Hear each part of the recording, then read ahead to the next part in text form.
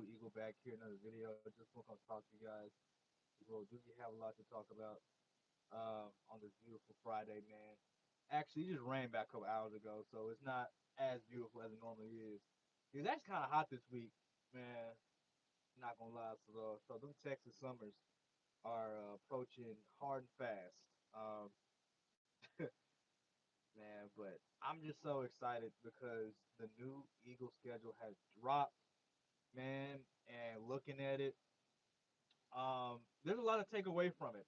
Obviously, there have been a lot of people that had their opinions on it. A lot of other content creators, like shout out to them.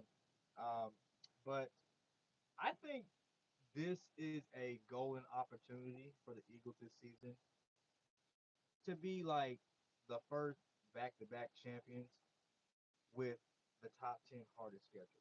Because last year we had a pretty hard schedule, right? You know what I'm saying? We played uh, some really good teams. Obviously, like in our division alone, like with the Commanders, with Jay Daniels, who ended up going to the NFC Championship game, having one of the like most premier rookie campaigns in NFL history, uh, and then having to go on this campaign trail of Jalen Hurts how to prove himself because the media, just for whatever reason, like Jalen Hurts just can never do right. He can never do right with the media. You know what I'm saying? Like he give you a one touchdown, two rushing touchdown game, and all but they still will have the narrative that somehow he's a passenger on a loaded team, but forget that a lot of other Super Bowl teams have had stacked rosters. We can even go back to Kansas City when they first started winning their Super Bowls back in 2018. I think that was like Patrick Mahomes' second or third year in the league, and they had a pretty stacked team. They had Tyreek Hill. They had a pretty good running back system. They defense, obviously top five. Steve Spagnuolo being a Hall of Fame defensive coordinator. You know what I'm saying? But yet, when it comes to Jalen Hurts, it's always, he's a passenger on a stacked team and just a whole bunch of nonsense, man. But when you look at the playoff resume of Jalen Hurts and you compare it to all the elites, um, he's he's in that top elite class. When you look at Joe Burrow, who didn't win the big game, uh, Jalen Hurts has thrown for more passing yards. A lot of people don't even know that. Lamar Jackson, who is notorious for flaming out in the playoffs, Jalen Hurts' numbers are better than his. Like all that acrobatic, um, uh, like behind the offensive line, man, breaking tackles behind the offensive line, all that shit he do. Like a two-time MVP. Probably should have been three-time MVPs, and has never sniffed the Super Bowl. Throwing picks, costing fumbles in the playoffs. You know what I'm saying? But you got Jalen Hurts going to Super Bowls and out dueling the quarterback that's a first ballot Hall of Famer in Patrick Mahomes. And if Jalen Hurts, bro, if Jalen Hurts, bro, like if he somehow is able to pull off this comeback, um, well, like not comeback, but this back-to-back Super Bowl wins, he's a first ballot Hall of Famer. Like Jalen Hurts has already built himself a resume that is incomparable to like who y'all call the elite, like the Joe Burrows, the Lamar Jacksons, uh, the Josh Allens, all who have never won have never won or just have not sniffed a Super Bowl. Like, did y'all know that Lamar Jackson uh, is the only two-time MVP to not win a Super Bowl? Now, I'm not gonna ride with the narrative that Lamar Jackson is somehow inferior to Jalen Hurts because in his own right, Jalen Lamar Jackson is an elite talent. He's definitely going to be remembered for a very long time because of his skill set and the fact he was able to win like two MVPs, but he has not won a Super Bowl. And when we go into the schedule, right, I'm gonna talk to you guys about like you know what I'm saying, like how many games we can win. Um, because the schedule, it really looks like they just want us to play our ops again. It really looks like a conspiracy to try to rub us out because now you have our schedule out with pretty much the same teams we played last year. Obviously, we play the same six teams because we play our division six times a year, obviously. But outside of that, it's pretty much the same ops. Like, like check it out. See, I'll now the home opener where we dropped the banner. We play the Dallas Cowboys. Like, I mean, that's a season one opener. Like, I think that's one of the best season openers that I've seen in quite some time. I didn't really like last year's opener against the Packers in Brazil. Um, kind of long winded. I mean, we still ended up winning the game, and it was what it was. But you know, not really one of my favorite openers. So, looking at the Eagles' schedule, right? Um, okay, Eagles schedule. Okay, so home opener, right, on September 4th. It's a night game. No, no, no. Yeah, it's a night game on Thursday, September 4th. I think that's a win. I think that is a guaranteed win just because the Cowboys, you got Dak Prescott coming off a season ending injury where his hamstring, quote unquote, but came off the bone like some really good barbecue. And they still haven't done anything about the running threat. Yeah, they got Jaden Blue out of Texas, but uh, Jaden Blue kind of reminds me of Felix Jones. He's very shifty, very fast, but like he's a limited contact running back. Like he's not the kind of running back that you would put on that you would put in third down situations. He's just not that. Um, and he has a fumbling problem. And the looking at the numbers, he has a fumbling issue one out of every 30 carries. So meaning like you can't really run him that much because he's gonna fumble.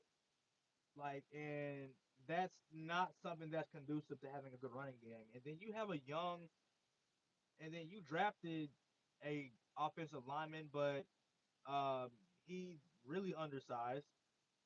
He's a rookie, so you don't really know what you're going to get out of him. And then two of your premier offensive linemen have retired, so you didn't really up the protection for Dak, and the offensive line room is not what you have in Philadelphia. So you didn't really get that much life protection for Dak. Now a lot of Cowboy fans will croon on and on for George Pickens, who is a locker room cancer. When things don't go well, you will see who the real George Pickens is. Man, let there be back to back to back games where George Pickens is only seeing like 3 to 5 receptions. He's not going to have it. He's not going to have it because like it's a contract year.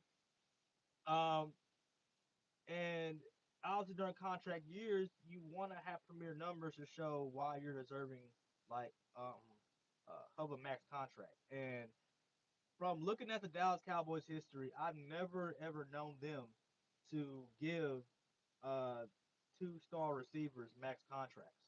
Even in the days of Terrell Owens, they have never ever given uh, two wide receivers max contracts. So you're going to have CeeDee Lamb on a max contract, but George Pickens, I mean, I just don't see Jerry Jones paying him. But that's all besides the point. The Dallas Cowboys are not going to be ready week one. They don't have the defensive line. They're still undersized in that linebacker room. Overshown um, is still not able to play because of that horrific injury he had last year. So I call that as a 1-0 to drop the banner. Just to like blow out the Dallas Cowboys. If the betting favorites come out, I'm choosing the over on that game for the Eagles. Uh, The spread right now is I think at like 8.5. Obviously, that's probably going to drop down to like 6 or 7 uh, when the game starts to get a little closer, uh, barring any setbacks with injuries too. So I'm really loving the first game of the year. Like just to start off, 1-0, like you set the tone. But then 10 days later, we play Kansas City in Kansas City. You know, and again, you don't know what to expect out of Kansas City because Kansas City, obviously, we know like what they represent. Patrick Mahomes, that a defense that's very, very stout. They're going to nickel and dime you. And we still don't know the status cover sheet rights going through those legal issues. Like, is he going to be ready like for the beginning part of the season? Um, and but I am worried about that deep threat they got. Dude, they drafted out of Texas last year. That they got in that trouble, but a really fast speed, some motherfucker, man. Like really, really fast. They do have a stout run game in Pacheco, but I think Jahad Campbell and how we upped our linebacking room during the draft. Shout out to Howie Roseman, best GM in football. I think we're going to do like very good against that running threat. And Quinyon Mitchell, Cooper DeJean, Keely Ringo, and that safety room with Makuba, Sydney, uh, the Sydney and Reed Blankenship. Like we're gonna do very good work in the passing game. Um, like a lot of teams aren't gonna like throw on us. I think we're gonna have a doomsday defense. Like not no, I don't think we're gonna have as good of a defense as we had last year, just because like now teams have film on you. And like I said, all right, like our schedule is full of the same teams that we played last year. So after this Chiefs game, I think we can beat the Chiefs. I think we have enough to beat the Chiefs. So I see us going 2-0 in that game. No, actually, you know what? Um, I don't know. I can see us losing that game. So like, let's just say for all intents and purposes, 1-1 to start off the first 2 games of the year, right? So 1-1, and then we play LA at home. At home, and LA definitely wants to get that look back for what happened in that a divisional round where a lot of people say that they had a good chance of winning if Matthew Stafford had just like one more down or one more possession in the snow, because they were dicing us up on those last couple of drives and definitely had a good chance of winning. And I think the Rams are going to go into this game with that momentum, and that young defense is going to have a like another year of experience under their belt, and will definitely um, and they're definitely circling this game for sure. They definitely want to get their lick back versus the Eagles, but I think we can pull it off. Probably going to be another close game, but I can see us winning this game. So 2-1, first 3 games of the season. Then we go into Tampa. Tampa is not going to be an easy game. Like historically, we have always struggled against Tampa for just whatever reason. Baker Mayfield is going to get that crowd in Tampa, how their seats. Butts are going to be filling the seats in Tampa. It's probably going to be still pretty hot because it's like towards the end of September, so it might be late summer, like late summer, early fall kind of weather. Uh, Probably really sticky and wet, but I think I don't know because that one's tricky, man. That one's tricky, but I think we can pull it off. Barring injuries, I think we can pull it off. But if we start off slow or like we're just not in sync at all, like we have been the last 2 times we played Tampa. Last year, we were like without a couple players, and the year before that, we saw them in the playoffs. We lost because we just didn't have the right offensive game plan. So, barring both those things, I think this is a very winnable game. Um, So I can see us going 3-1 the first 4 games of the year, 3-1. The Broncos, I think we can make very good work of the Broncos because again we're at home for this game.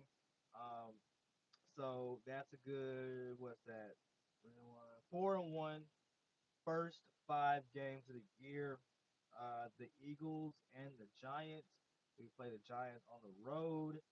I think that'll be an easy game because it's the Giants. We historically do work on them. Now, I'm not going to say it's going to be super easy because now they have upgraded at the quarterback position. They got Russell Wilson, Jameis Winston, and they got that rookie Jackson Dart. Um, and Malik Neighbors, second year receiver, probably could take that step forward. Uh, Jalen Hyatt, um, definitely could take that step forward. So it's definitely going to be like a good game for sure. And the defense, I think the Giants. You know what? Like, I would say the Giants have the second best defense uh, in that division. So it could be nip and tuck, but I'm gonna say we win that game.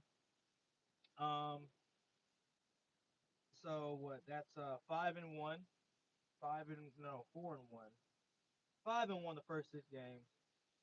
5-1 already looking like we're going to be back-to-back champs. Media narratives are going to like take a look at that. 5-1 questions are going to remain for the whole season. How good are the Eagles? Probably more like narratives about Jalen Hurts and his leadership and if he's a passenger or if he is an actual elite quarterback. Even though he just won the Super Bowl MVP like not even a year ago at this time. So um, now the Eagles and the Vikings, that might be a little tricky just because they do have a really good defense. Uh, Kevin O'Connell definitely gets his guys ready on the offensive side of the ball, but uh, they're going to have a JJ McCarthy that didn't get that first year in. So um, we're definitely going to expect some rookie mistakes out of JJ McCarthy, especially against a secondary that is battle tested. This defensive line that's going to like get after him. We saw what happened to the Vikings and Sam Darnold. Like when they played the Lions, they just got blasted. Like sacked 9 times, turned the ball over a few times, and like we know what happened to the Vikings last year with Sam Darnold, who is now playing for the Seattle Seahawks. Um, so I think this is a win as well. So 6-1. The narratives continue. Are the Eagles serious? Are the Eagles pretenders or contenders? You know how they like to hate on Philadelphia. Um, Now the next week after that, right? We play the Giants at home. Um, this game is going to be very lively. The rival with the Giants and the Eagles. Uh, I don't see this game being close, barring injuries. I see this game being in our favor. Probably going to beat these guys like by 14. Russell Wilson is going to start doing like Russell Wilson things, melting down in the second quarter uh, of the season. So I think we're 7-1 at this particular spot. Then the week after, then we get a bye, right? So, uh, like we get the bye a little later than we did last year because I remember last year, like we got the bye earlier than we wanted to, um, which which upset a lot of Eagles fans. But this like the bye week this year, is pretty like not pretty like it's later than it was last year because last year was early this time it's a little like it's at least halfway into the season, right? So like we don't have to be worried about playing like 10 consecutive games, you know what I'm saying? But so we get a bye week after we stomp on the Giants, we collect ourselves, but then we come back and play the Green Bay Packers on November 10th, and yeah, and we play the Packers on the road. I can see us losing that game because They have a very good quarterback, top 10 quarterback in the league, probably top five on some people's list. Um, Josh Jacobs at the running back position is nothing to play about. They have a very good wide receiving core, even though they don't have a number one wide receiver core. They do have a pretty stout wide receiver core. They have guys that are, you know, you know, B, you know what, like they got B grade wide receivers, which are pretty good if you have a quarterback that can get the ball to him. And Jordan Love is definitely that. And they have a defense that's not to be slept on. So I can see us losing this out of the bye. So what, 7-2 on the road in Lambeau. And then we have a Saturday game on the 16th um, at home versus the Lions. Um, like this could be a very close game because Jared Goff, he's battle tested, been in a couple championship games, been in a Super Bowl. They're still going to have Jameer Gibbs and like I think his name is Cunningham, that other running back they have. They have a really good wide receiver core that's been talking a lot of shit about the Eagles on different podcasts. Like Amon Ross St. Brown looking like he is licking his chops like for the Philadelphia Eagles. So that could be close. I could definitely see us losing, but uh, man, the fan side of me is saying that we're gonna win that game. So I'm gonna say we're gonna win it. But that's a big asterisk right there because I mean, like you just don't know. And then the Lions defense, I'm sure is going to be healthier by the time we play them. So that's a win. That's 8-2 right there. 8-2. So 1-1 look like coming out of the bye. We're getting our legs back. We played two nip and tuck games versus the Green Bay Packers and the Detroit Lions. The narratives are going to continue. Obviously, are the Eagles contenders or pretenders? Um, um, and then after that,